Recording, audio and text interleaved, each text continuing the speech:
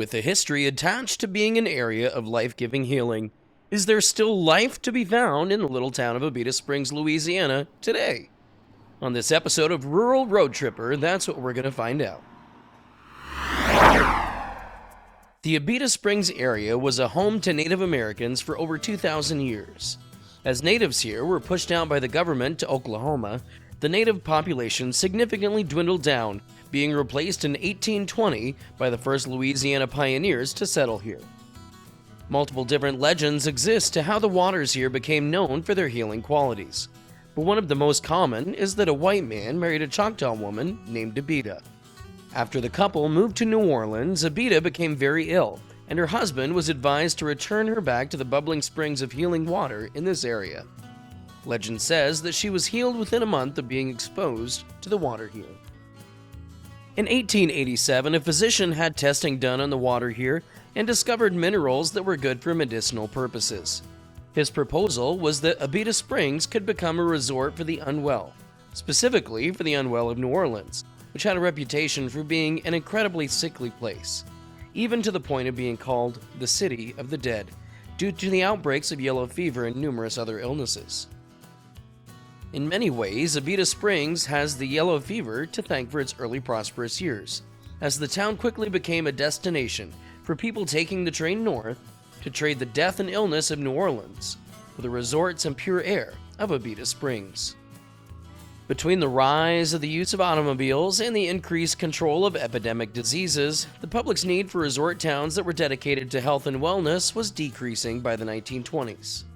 With its natural beauty, the many pine trees in the area, and a quieter lifestyle than nearby cities, Abita Springs continues to be a town that attracts people seeking this simpler sort of life, although on a permanent basis instead of as a resort destination.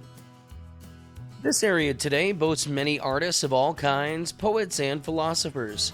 Perhaps the most obvious example of this in town is the Abita Mystery House, which is a quirky little roadside attraction that will present you with all sorts of oddities and artistic interpretations of, well, just about anything you could imagine.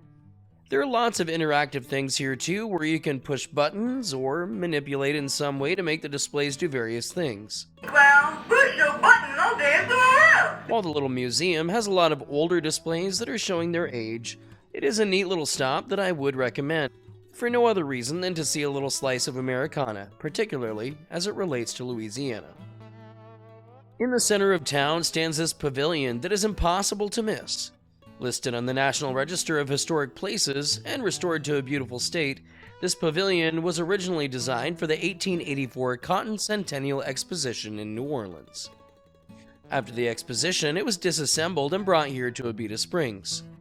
Here, it was used as a gathering place for the people seeking healing from the waters of the Abita Springs, as people would drink from the fountain found on the ground floor of this pavilion. Today, the pavilion is used for the town's art and farmers market, as well as other events throughout the year. Right next door to the pavilion stands the old train station, which is now the Abita Springs Trailhead Museum, which tells the history of this area. It is only open on the weekends, but of course, it wasn't open while I was in town.